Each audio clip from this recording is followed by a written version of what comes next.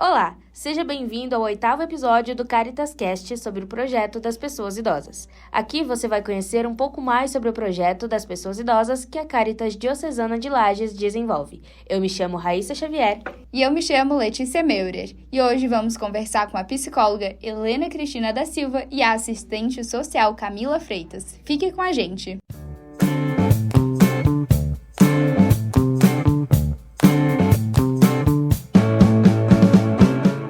Bem-vindas ao Caritas Cast. Hoje a gente queria falar um pouquinho sobre o projeto, como é que ele funciona. Então, boa noite, né? Meu nome é Camila, sou assistente social da Caritas. Já executamos esse projeto, estamos no 2º ano, né? O projeto, ele é de prevenção e enfrentamento às violências contra a pessoa idosa. Foi o primeiro, né, que o ano passado a gente fez, e esse ano a gente fez umas modificações, né, onde a gente adaptou ele sentindo a necessidade daquilo que a gente vivenciou no período anterior, no semestre do ano passado. Então, o projeto, ele desenvolve ações, né, de enfrentamento às violências contra a pessoa idosa. A gente realiza rodas de conversas nos territórios aqui de Lages. A gente está agora com 13 territórios onde a gente executa, né, as rodas de conversas, levando a informação do que é a violência, falando dos direitos da pessoa idosa, tudo, né, baseado no Estatuto da Pessoa Idosa. Então, hoje, o projeto ele também realiza visitas domiciliares, né, a gente recebe, através de relatos, denúncias, as violências, né, ou possíveis violências, a gente vai, né, com a equipe, verificar a situação. Então, a gente faz a visita domiciliar, identifica, né, a violação do direito da pessoa idosa e realiza os encaminhamentos para a rede socioassistencial do nosso município. E, Helena, você consegue explicar para a gente um pouquinho do Estatuto do Idoso? Então, boa noite. Eu sou Helena, psicóloga do projeto. E todo o trabalho que o projeto realiza, né, desde a versão que já vinculava a prevenção, mas agora diretamente ao enfrentamento das violências, ele está embasado nessa lei maior, que é o Estatuto da Pessoa Idosa, né? Então, essa lei, ela é uma lei nacional, lei número 10.741 do ano de 2023, que teve uma alteração, inclusive, de nomenclatura muito importante, onde a gente passa, né, a denominar o atendimento à pessoa idosa e não ao idoso, né? Então, a projeto do idoso, projeto violência contra o idoso, a gente passa a se referir baseado nessa alteração de lei, a Lei 14.423 de 2022, se referindo, então, ao indivíduo idoso como pessoa idosa, né? Então, atendimento à pessoa idosa ou às pessoas idosas. Então, essa é uma lei que marca e que vai trazer, a nível de legislação, a garantia dos direitos, né? Então, muito espelhado na perspectiva também do Estatuto da Criança e do Adolescente, que vai ser o viés voltado para o público da criança, né, e do adolescente.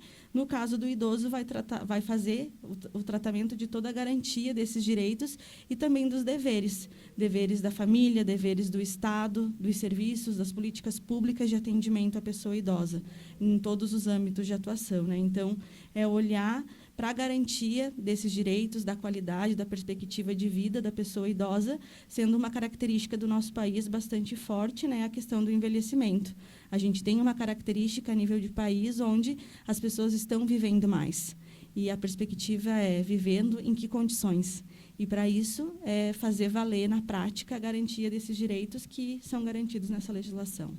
Camila, gostaria que você me explicasse quais são os tipos de violências que existem. Tem, né, que a gente pode observar um índice bem grande de violência. E as violências são inúmeras violências. São violência física, violência emocional, né, a psicológica.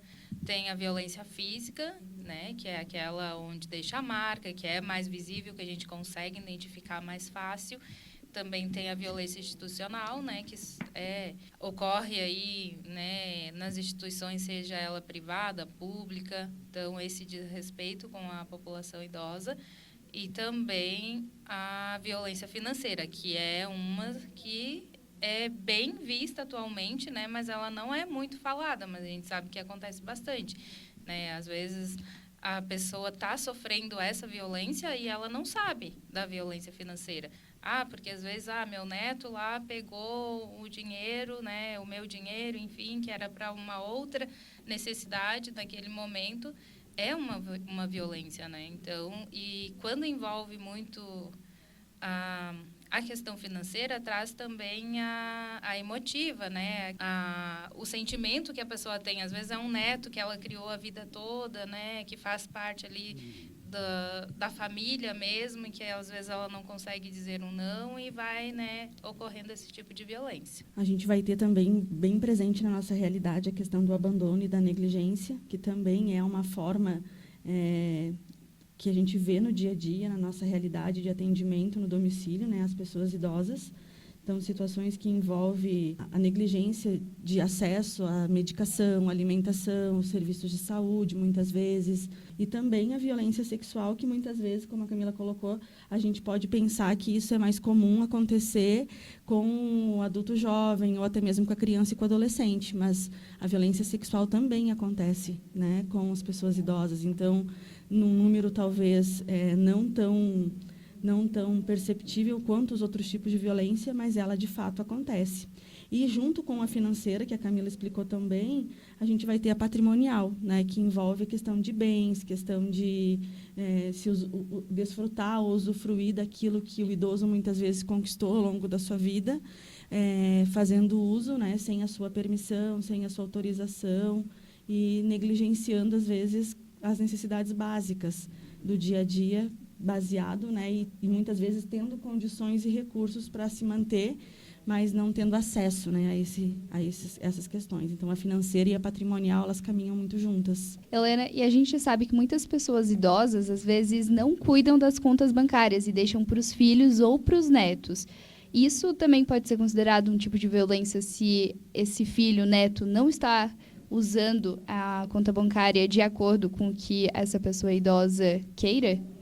É bem subjetiva essa questão, porque a gente sabe que existem diferentes realidades, né, das pessoas, não só idosas, mas no público geral. Mas a gente percebe, às vezes, até pela falta de acesso à informação, a dificuldade hoje muito forte de lidarem com a tecnologia. Então, a gente vê a questão tecnológica como algo muito positivo. Porém, pela falta de acesso, né, através da educação, através do ensino, muitos idosos, às vezes, têm o recurso à disposição no celular, assim como qualquer outra pessoa, mas acabam ficando dependentes de um responsável, de um familiar, de um cuidador, de um conhecido, para poder acessar essas tecnologias. E aí fica à mercê, né, da boa-fé, da intenção em, de fato, prover essas necessidades. Então, a gente trabalha muito, né, nessa questão, quando conversa com os idosos, quando faz as rodas, a respeito da informação, da importância de pedir ajuda, de ser alguém da sua confiança, de fazer as conferências, né, de prestar atenção no que está acontecendo, de levar adiante se tem a suspeita ou está sentindo que pode estar faltando, né, alguma parte do seu recurso, de não estar sendo atendido nas suas necessidades. Porém, como já foi dito, a questão psicológica ela perpassa, ela é um pano de fundo que muitas vezes dificulta a identificação da violência financeira, porque ela se mascara de diferentes formas, né? Então, é muito fácil, muitas vezes, pela dificuldade de enxergar uma nota, de acessar um cupom fiscal por não saber ler ou por as letras serem muito pequenas. A gente vê a facilidade com que as pessoas mais instruídas ou que tenham acesso a mais informação se utilizam disso para, de certa forma, enganar o próprio idoso, né? Que, nas vezes, na melhor das intenções, acaba acreditando que está sendo atendido, que, de fato, foi providenciado, foi adquirido aquilo que ele precisa. Então, é muito subjetivo. Para quem está nos escutando agora, como que a gente faz para identificar quando é abuso, quando é violência contra os idosos? De novo, a importância de quem convive, primeiro do próprio idoso, né? Conhecer os seus direitos, saber identificar isso no dia a dia. E a gente traz como muito forte na nossa realidade a questão da violência financeira e da violência psicológica, que são as mais presentes nesse cotidiano, né?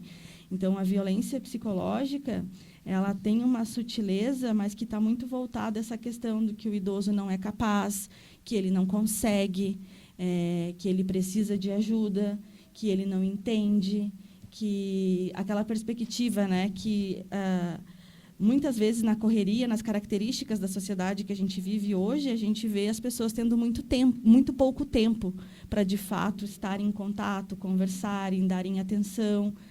Isso a gente já vê com as crianças, né? E com o idoso não é diferente, com a pessoa idosa não é diferente. E a gente vê isso claramente nas rodas de conversa. A necessidade que as pessoas idosas têm de falar, de serem ouvidos, e muitas vezes não ter essa pessoa, essa referência dentro de casa para conversar. Então, muitas carências que não são atendidas, né? E que muitas vezes vem nessa questão mesmo da negligência, inclusive emocional, de não considerar as emoções, o sentimento da pessoa idosa. Então, a violência psicológica ela está muito presente e a gente vê muito forte o índice, né, de quadros de depressão, de ansiedade neste momento da vida, justamente por muitas vezes não ter uma rede de apoio, estar em situação de isolamento, seja porque não tem contato ou às vezes está recluso dentro de casa, não tem contato com outros familiares, não tem um lazer, não tem uma atividade prazerosa, fica mais restrito dentro de casa, né? Então, a questão também do xingamento, das ameaças. Às vezes, o idoso até identifica, sabe identificar que aquilo não está certo, porém, é ameaçado, é coagido, a questão da dependência, né, desse cuidador e se desse sente responsável, intimidado também. bem isso mesmo, né? Então, e aí tem essa dificuldade, né, da própria pessoa de, né, enxergar aquilo que está às vezes diante dos seus próprios olhos. Quando a gente fala da negligência e do abandono, né, a Helena falou, o tempo que a gente tem é corrido, às vezes a gente não para conversar, mas a pessoa idosa ela tem essa necessidade, né, de conversar. Nas rodas de conversa, a gente leva, às vezes, assim, à tarde, uma pessoa só falando, né? Porque ela tem aquele momento que ela quer falar e que ninguém para ouvir, né? A gente sempre coloca isso, da importância de ouvir o outro, né? Parar para conversar, nem que seja por um vizinho, né? Um parente ali que dê essa atenção para a pessoa idosa. E aí, quando você vai deixando, né? Por exemplo, é um filho e não dá essa atenção para o idoso, ele vai ficando adoentado, né, na parte psicológica. Aí vem a negligência, né, por parte do filho. Às vezes o idoso, uma pessoa idosa que precisa usar medicamentos e não sabe ler, não entende aquilo, e às vezes a pessoa não tem aquele tempo, né, para ir lá organizar a medicação, explicar, né, isso daqui é para isso daqui é para aquilo. Tipo, isso, a recusa, né, e a omissão de, eu não vou lá agora, vou a hora que eu conseguir, e isso é uma negligência, né, por parte do familiar, ou seja, né, do cuidador, enfim, aquela pessoa que está ali para prestar, né, esse apoio. E isso a gente também vai ver forte muito nos serviços públicos, nos serviços privados de atendimento à pessoa idosa também, a sutileza que a violência se apresenta, porque a falta de paciência, né, o querer apressar o atendimento, querer que haja uma agilidade, uma mobilidade que a própria condição do envelhecimento não permite mais, né? Então, uma questão física que muitas vezes vai, sim, levar mais tempo de atenção, de atendimento, envolvendo inclusive a questão tecnológica. Então, a gente vê muitas vezes, né, o descaso dos serviços, a banalização do atendimento à pessoa idosa, também nessa perspectiva. Aquela pessoa que, por exemplo, vai todo dia no serviço de saúde, fazer uma pergunta, pedir alguma coisa, muitas vezes a necessidade dela é de atenção. É uma carência e que, muitas vezes, é buscando fora de casa que ela vai estar, né, recebendo. E, muitas vezes, isso não é acolhido, não é percebido e é negligenciado. Então, a gente pode estar cometendo violência não só pela omissão de atendimento, de olhar e de escuta, mas por uma ação também equivocada, também violenta, também agressiva, que não é somente um tapa, um empurrão, não dar a vez, né, no transporte público, por exemplo, no respeitar uma fila prioritária, uma vaga exclusiva no estacionamento, tudo isso previsto no Estatuto do Idoso. é muito também voltada à questão atitudinal, né? De você ter paciência, ter respeito, respeitar o tempo, o ritmo do idoso, da pessoa idosa, que é diferente, né? Então, existem diferentes maneiras, dentro e fora de casa, de a gente praticar, de a gente identificar, né? E fazer alguma coisa para que isso não aconteça. Certo. E, bom, vocês falaram bastante sobre os tipos de violência, como identificar elas, e agora a gente já sabe como identificar e como que faz para denunciar. Então, a gente sabe que cada realidade, né, cada município tem uma realidade enquanto rede de serviços, de atendimento. Então, a gente tem propriedade para falar aqui da nossa realidade local, né, que tem alguns fluxos, alguns serviços na área da saúde, na área da assistência social, o terceiro setor, né, enquanto instituições, a Cáritas é um exemplo, né, a gente tem aí o Centro de Defesa dos Direitos da Pessoa Idosa, né, que está vinculado à Cáritas e que também acolhe, né, o projeto dentro desse centro, então, como uma referência, como um dos caminhos para receber esses encaminhamentos, né, assim como outros. A gente vai ter, de maneira formal, os Centros de Referência de Assistência Social, que são os CRAS, né, que estão aí nos territórios espalhados pela cidade toda. A gente vai ter a própria delegacia especializada, né, no atendimento à pessoa idosa, a DPCAM. A gente vai ter o Conselho Municipal dos Direitos da Pessoa Idosa, né, o COMID, que temos em Lages também. E a Polícia Militar, né, que tem também como se formalizar questão de denúncia. E os Disque 100. A gente tem o Disque 100, que é o Disque Denúncia envolvendo a parte de direitos humanos, onde a pessoa, inclusive, tem a opção de não se identificar, caso ela não queira, né, ter o seu nome vinculado, às vezes por várias razões. E se, no caso, for uma mulher idosa, né, vítima de violência, a gente vai ter o Disque 180, que também é um canal que faz, né, que recebe os atendimentos, as denúncias, assim como os serviços de saúde, né, que podem também, os profissionais também estão habilitados e capacitados para fazer essa escuta, receber e dar os devidos encaminhamentos.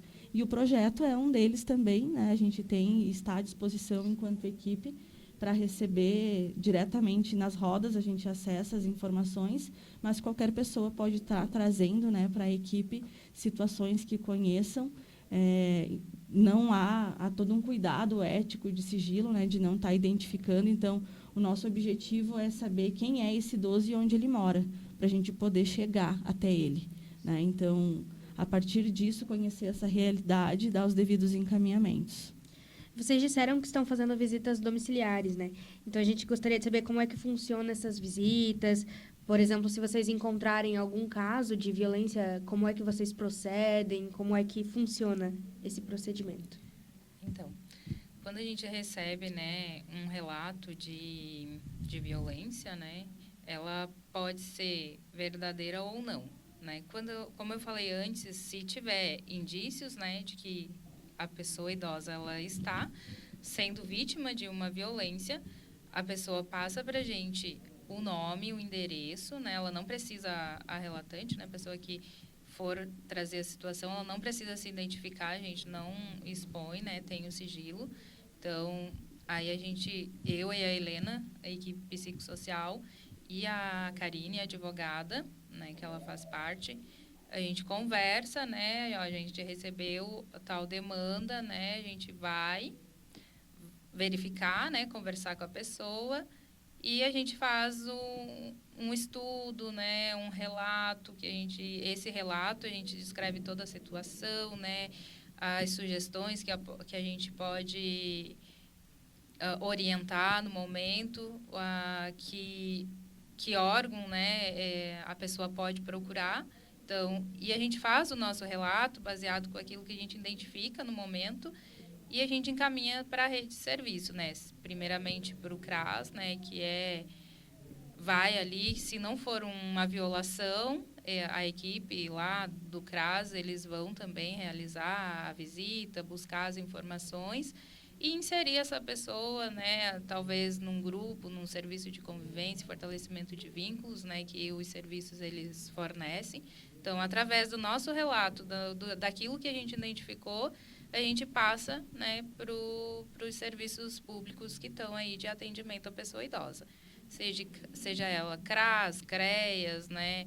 E assim por diante. Mas a gente sempre faz essa articulação. A gente tem essa articulação com a rede de atendimento, a rede socioassistencial aqui do município, né, de assistência social, de saúde. A gente está recebendo bastante demanda também da área da saúde, né, Helena? A gente recebe ultimamente alguns relatos, alguns casos, né, que a gente vai verificar. Vocês conseguem dar um exemplo de algum atendimento que vocês fizeram? Então, a gente tem situações, por exemplo, onde me recordo de uma situação, por exemplo, onde uma pessoa idosa, 75 anos, que os irmãos que são responsáveis por ela, um responde legalmente por ela, o outro irmão que também moram no mesmo terreno, mas cada um na sua casa, né? E aí a gente vê uma situação onde é idoso cuidando de outro idoso, né? Então, isso, por si só, já traz alguns questionamentos de como que a gente vai direcionar se muitas vezes não tem um filho, não tem um outro familiar que possa se responsabilizar. E aí, ao entrar em contato com essa realidade, a gente percebe algumas violações de direitos, né? Então, cada um desses idosos vivencia uma realidade e necessidades diferentes. Hoje, o nosso foco maior, enquanto projeto, ele volta-se para a mulher, nesse caso, né? Então, é ela de mulher e os dois irmãos, um idoso, um com já a idade, né, que se caracteriza como pessoa idosa e o outro ainda não, mas ela, né, na condição de pessoa idosa, mulher, com suspeita de transtorno mental, vários problemas crônicos de saúde que estão sendo negligenciados devido também à questão da violência financeira, de não ter o seu benefício revertido para atender às suas necessidades, né? Então, existe uma situação de conflito de interesses, questão de violência patrimonial, porque envolve bens.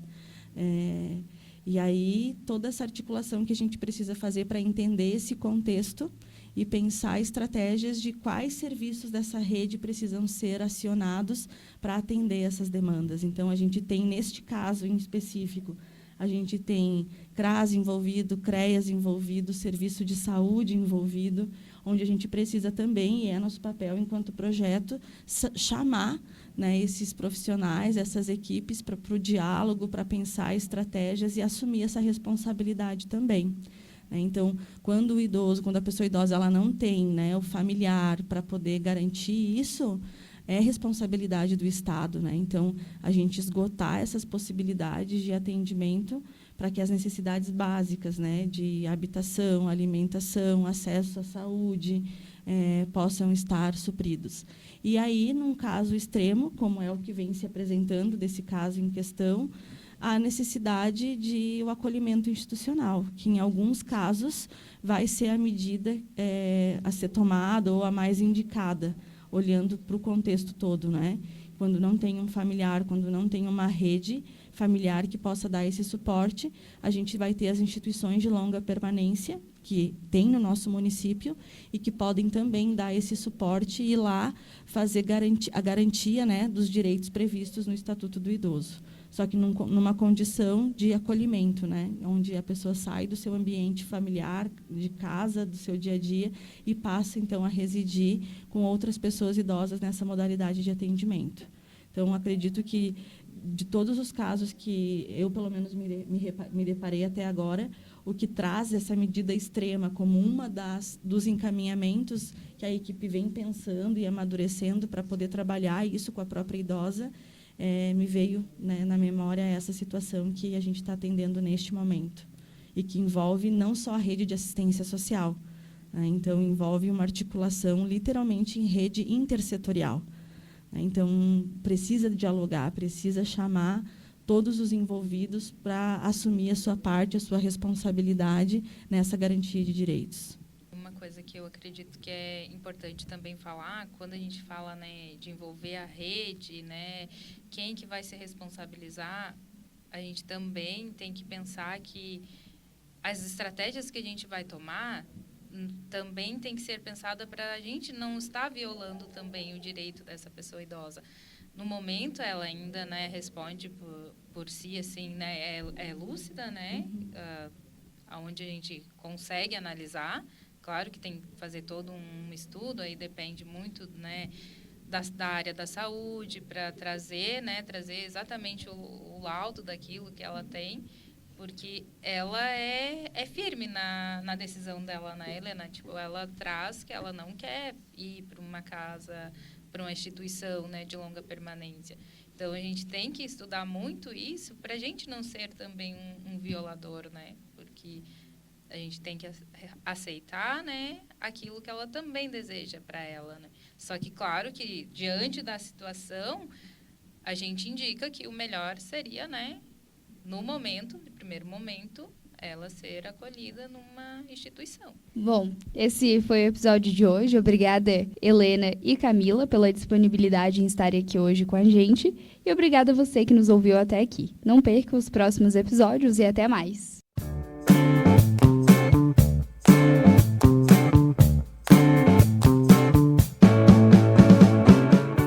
Esse podcast foi uma atividade de extensão da disciplina de Rádio e Jornalismo, produzido pelos alunos da 6ª fase do curso de jornalismo da Uniplac, sob orientação da professora Adriana Palumbo.